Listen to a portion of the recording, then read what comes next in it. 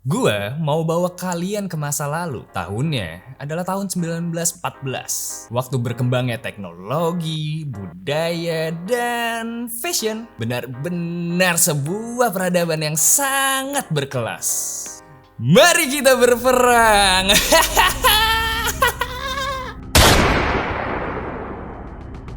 Semua orang tahu pada waktu itu sebuah perang yang besar akan datang. Prancis ingin wilayahnya yang telah diambil oleh Jerman, dan Jerman ingin mengambil semua wilayah negara lain. Jerman sedang membangun sebuah kapal angkatan laut besar yang super seksi yang membuat Inggris ngerasa nggak nyaman. Kedua kerajaan ini berpikir mereka benar-benar keren. Tapi banyak orang yang tinggal di sana nggak berpikir seperti itu.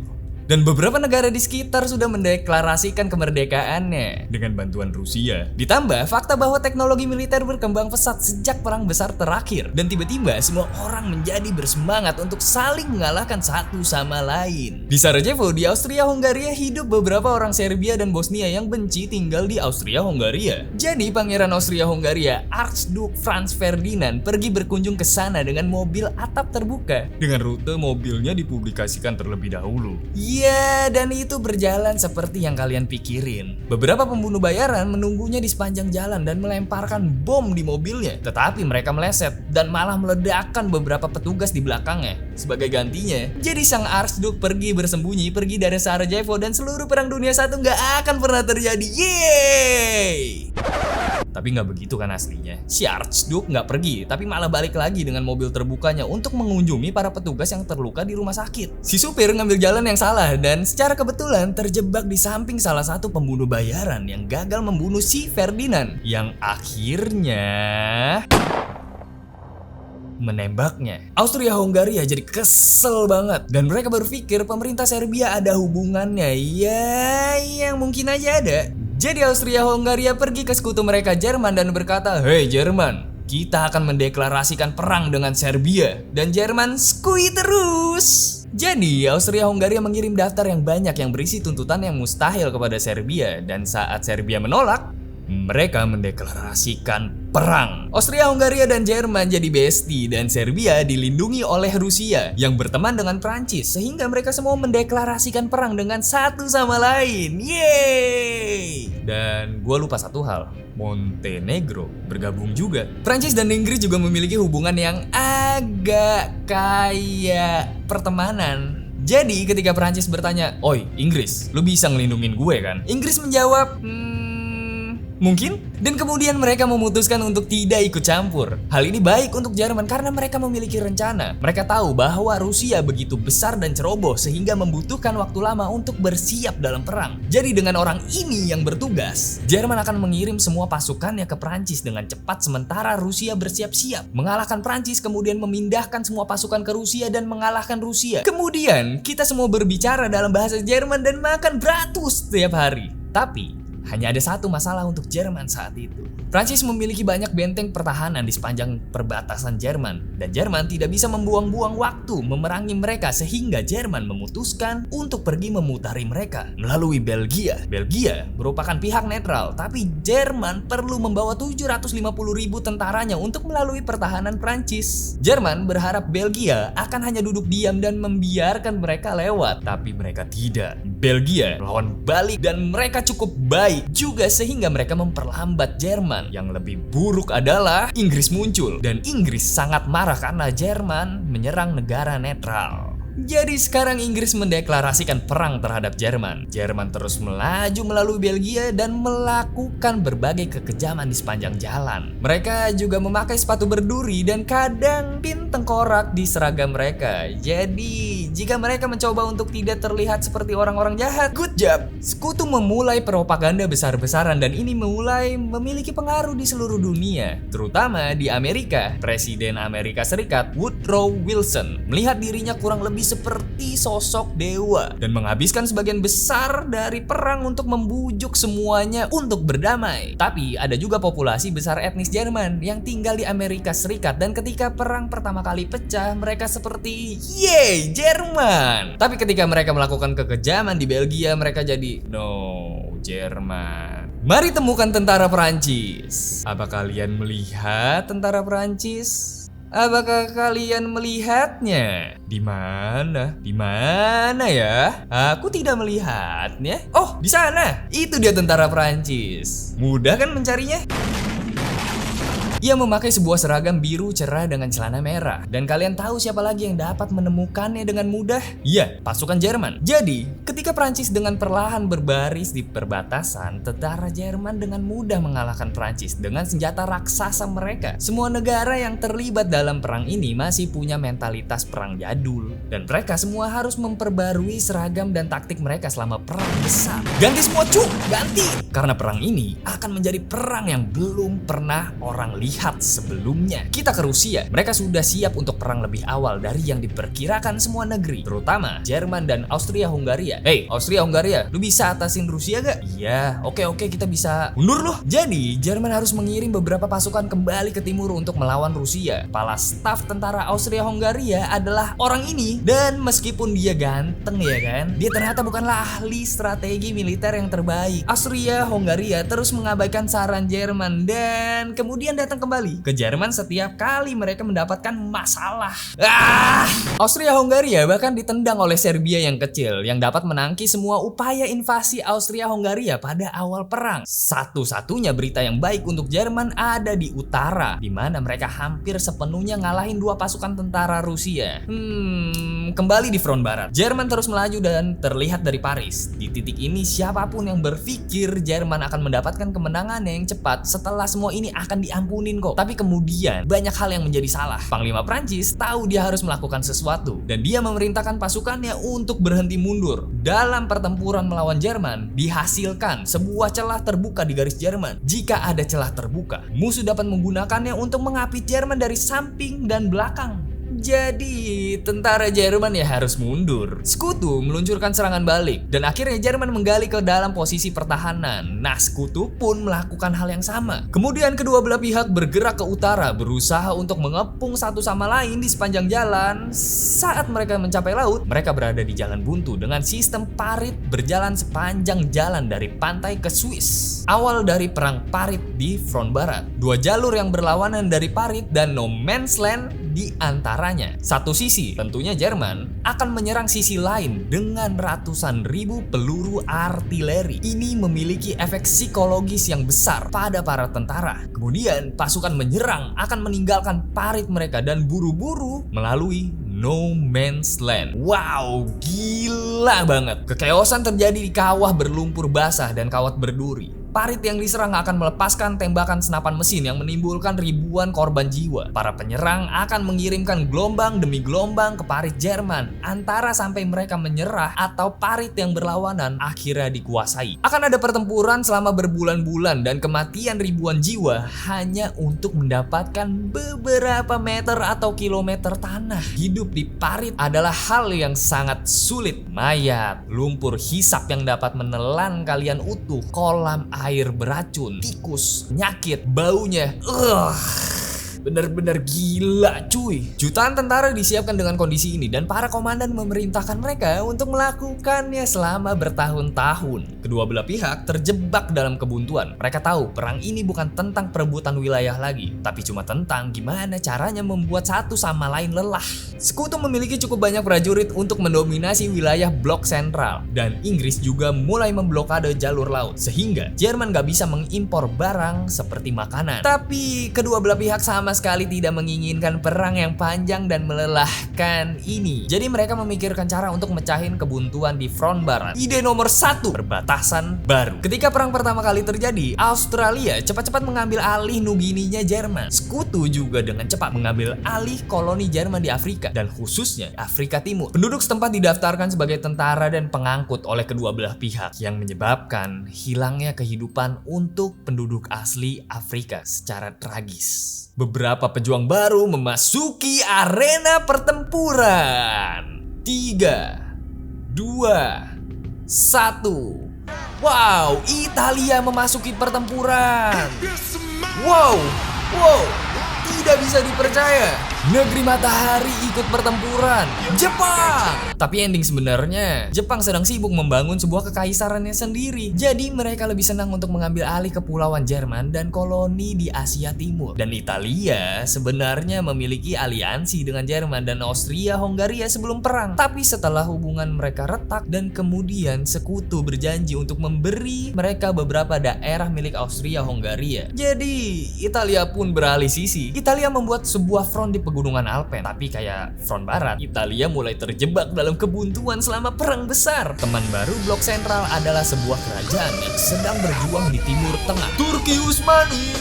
Turki Utsmani terbagi atas yes perang atau jangan perang, karena mereka juga masih capek gara-gara perang Balkan. Beberapa politisi yang ingin bergabung dalam perang akhirnya pergi dengan sendirinya dan melepaskan beberapa peluru ke Rusia, lalu kembali dan berkata, "Ups, sepertinya kita dalam perang sekarang." Turki Utsmani pun masuk ke dalam perang dan menjadi perhatian khusus bagi Inggris karena Timur Tengah penuh dengan minyak dan Inggris menginginkan semua minyaknya. Pertama, Turki Utsmani mencoba menyerang Rusia di pegunungan Kaukasus, tapi mereka tidak siap menghadapi kedinginan dan banyak diantaranya membeku sampai mati. Kemudian, mereka menyeberang beberapa mil dari gurun untuk mengambil terusan Suez dari Inggris, tapi itu juga gagal. Kemudian, sekutu Inggris, Prancis, dan Australia mencoba mengambil alih Dardanelles di Gallipoli dalam sebuah perang parit panjang, tapi itu juga gagal. Turki Utsmani menyalahkan kerugian awal mereka terhadap orang etnis Armenia yang tinggal di wilayahnya dan berakhir pada genosida Armenia yang dilakukan Turki, menyebabkan kematian sebanyak 1,5 juta orang. Kemudian, tentara Jerman mengirim mata-mata ke Afghanistan untuk mencoba meyakinkan suku-suku Arab di sana untuk bangkit dalam jihad melawan Inggris dan menyerang India, tapi rencana itu gagal. Sebagian karena mata-mata tersebut mulai bosan lalu menyeduh alkohol mereka sendiri dan menjadi mabuk, yang merupakan hal buruk untuk dilakukan di Afghanistan. Semua perbatasan baru ini tidak melakukan banyak untuk mengubah jalannya perang. Sadar bahwa sekutu memiliki lebih banyak tentara dan persediaan daripada mereka, Jerman tahu mereka harus melakukan sesuatu untuk memecahkan kebuntuan. Sebelum perang, ada sebuah konferensi besar yang menetapkan peraturan perang modern. Yang pertama,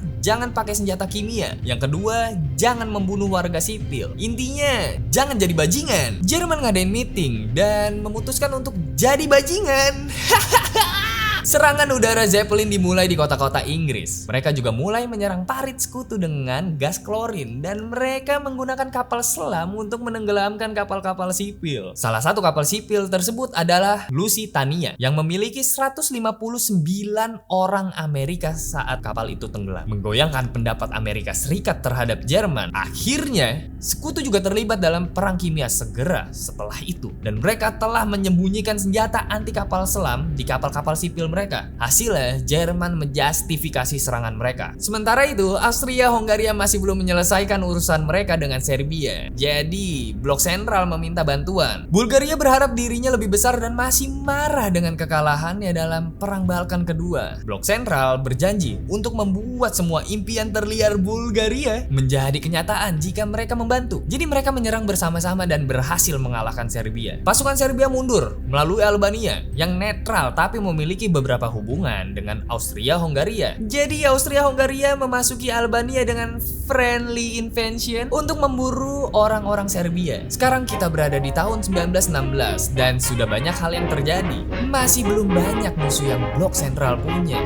Jadi Jerman menambahkan satu lagi ke daftarnya, Portugal, yang telah mendapatkan sedikit hati sekutu di balik layar. Dan Jerman sama sekali tidak menyukainya. Di waktu yang sama, satu-satunya pertempuran laut perang terjadi. Kedua belah pihak memiliki kelas kapal perang yang baru yang disebut Dreadnought. Tapi kapal ini sangat mahal untuk dibangun sehingga kedua pihak tidak ingin mengambil resiko kehilangan kapal-kapalnya dalam pertempuran. Jadi mereka menyimpannya di pelabuhan, kecuali untuk waktu itu ketika mereka memiliki peperangan besar dan banyak dari kapal-kapalnya mengalami kerusakan. Jadi mereka berhenti perang di laut. Inggris mulai membuat wajib militer bagi warga laki-lakinya. Jadi mereka punya tentara cadangan yang banyak. Itu juga karena front barat akan menjadi brutal. Perang terpanjang dan salah satu perang paling berdarah dimulai. Ketika Jerman meluncurkan serangan di kota Verdun di Prancis, Prancis mempertahankannya dengan putus asa, menyebabkan ratusan ribu korban jiwa. Di bawah tekanan, Prancis meminta sekutu-sekutunya untuk melakukan sesuatu untuk mengalihkan perhatian Jerman. Jadi, Inggris memulai peperangan mereka sendiri yang panjang dan brutal. Pertempuran di Somme dengan 60.000 korban Inggris hanya pada hari pertama. Disinilah Inggris pertama kali menggunakan satu teknologi fiksi ilmiah baru yang gila. Orang-orang Rusia telah didorong kembali lebih jauh ke wilayahnya mereka sendiri. Namun sebagai tanggapan atas permintaan bantuan Prancis, mereka mulai melakukan serangan besar dan melakukannya dengan sangat baik sampai Jerman kehabisan persediaan dan terjebak. Melihat seberapa baik yang dilakukan Rusia,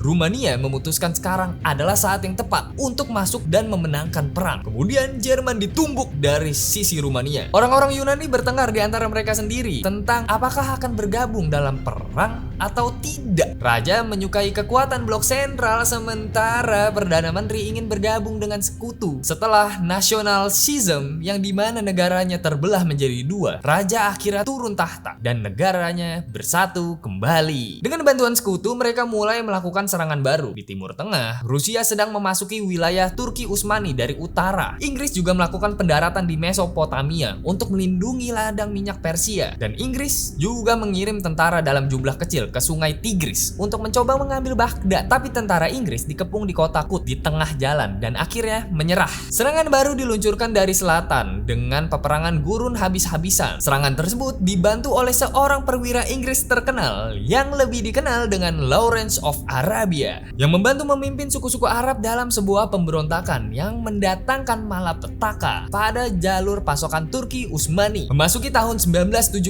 semuanya mulai kelelahan. Ada pemberontakan di tentara Prancis. Penduduk Jerman kelaparan karena blokade dari Inggris. Dan perang tersebut telah menghabiskan semua persediaan Rusia. Gak ada pemenang yang jelas. Dan sekarang seluruh negara masih berperang. Terus muncul pertanyaan dong, siapa yang bakal istirahat duluan? Dan jawabannya adalah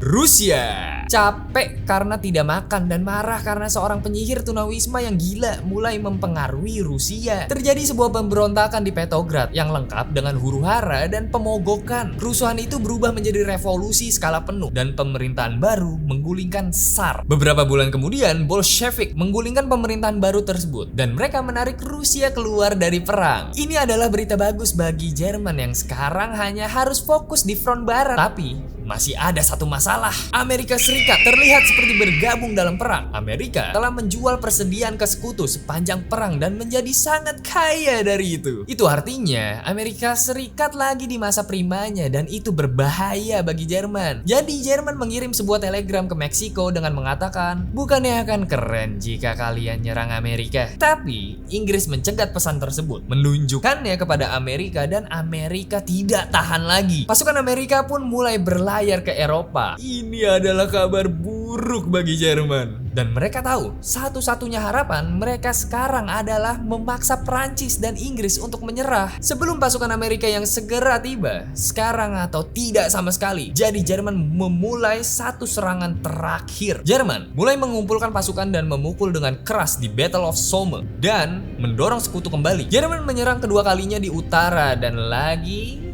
Dengan setiap serangan, Jerman menghabiskan lebih banyak sumber daya. Sementara sekutu menjadi lebih baik dan lebih baik dalam membalas serangan mereka. Dengan pukulan kelima, sekutu dapat menahannya dengan mudah dan bahkan mendorong kembali. Dengan pasukan Amerika yang sekarang tiba dalam jumlah yang lebih besar, sekutu pun meluncurkan serangan balik dan itulah akhirnya. Blok sentral didorong kembali pada semua front. Bulgaria yang pertama runtuh diikuti oleh Turki Utsmani, kemudian Austria-Hongaria dan akhirnya pada tanggal 11 November 1918 pukul 11 Jerman menyerah. Pada perjanjian damai, Jerman dipaksakan untuk mengurangi militernya, menerima rasa bersalah perang dan membayar tagihan untuk perang. Setelah penderitaan yang tak terlukiskan dan jutaan orang mati, dunia belajar dari pelajarannya dan tidak pernah mengalami perang yang mengerikan seperti itu lagi sampai sekitar 20 tahun ke depan.